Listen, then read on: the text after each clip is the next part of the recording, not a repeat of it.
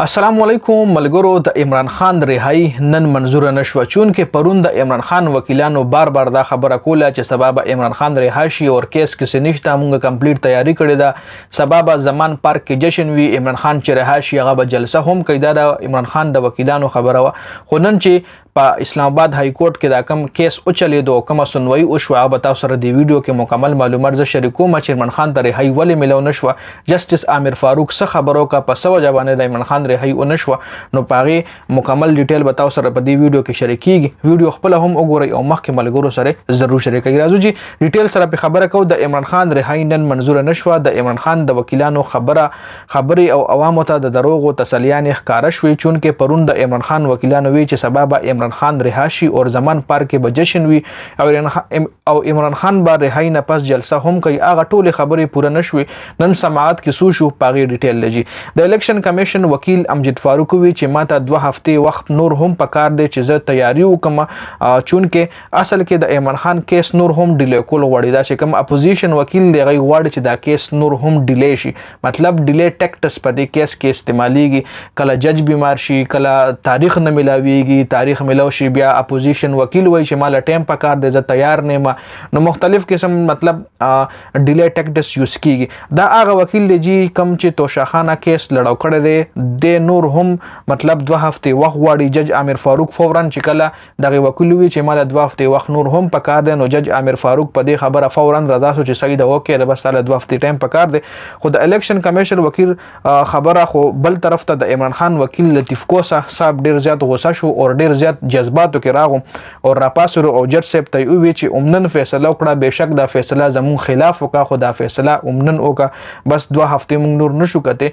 بس مهرباني وکړه د دې کیس فیصله وکړه زمون خلاف وکړه خو عمنن وکړه. جی زکه کچری د عمران خان په های کورټ کې د دې کیس فیصله د عمران خان خلاف راغی نو بیا وکیلانو سره آپشن تا چې هغه سپریم کورټ کې درخواست جمع کی. سپریم کورټ کې درخواست عموماً جمع کېدی شو کنه نو کلیټ شي او سبب جمع کړو نو سپریم کورټ کې به دا کیس شروع شو.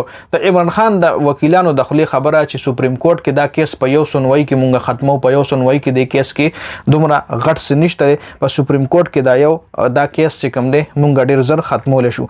د لطیف کوسا په دې خبره باندې جج عامر فاروق د دې سنوي دوباره 24 اگست باندې فیصله وکړه چې په 24 اگست باندې به د کیس دوباره سنوي ویږي چون کې هغه بل اپوزیشن وکیل ته 2 هفته ټایم وستو خو چې لطیف کوسا صاحب جذباتو کې راغو را پاسې د جج صاحب لوي چې بس فیصله وکړه خیر د زمون خلاف وکړه خو بس هم د دې کیس فیصله وکړه نو بس جج بیا جسټس عامر فاروق چې کوم دی وی چې صحیح ده بس سبانه او بل ورځ نن 22 تاریخ ته او په 24 تاریخ باندې به د دې کیس دوباره سنوي ویږي.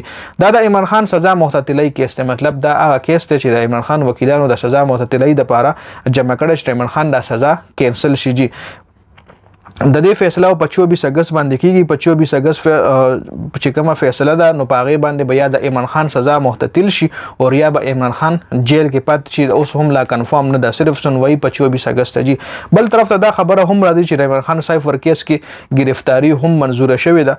مطلب چې په دې کیس نه عمران خان رهایی شي نو کې د شي چې بیا د سایفر کیس کې دوباره رهایی شي. خو عمران خان وکیلان وایي چې تر اوسه د عمران خان گرفتاری رپورټ یا درخواست مونږ ته نه دی ملو شوی. د سایفر کیس حواله سره مونږ داسې قسم مطلب عدالت کې یا نور چې کوم قانوني ځایونه دي کې د عمران خان د اریسټ کېدو یا د عمران خان د گرفتاری سایفر کیس کې داسې رپورټ یا داسې درخواست یا داسې وارنټ مونږ نه دی لیدلې. بل دې ځای کې عمران خان وکیلانو ته پکار دي چې د عمران خان دوباره گرفتاری نه مخکې لکه مطلب دوباره گرفتارونه مخکې هغه څومره هم کیسونه دي په هغې باندې کار وکړي چې کې د عمران خان گرفتاری کینسل کړي.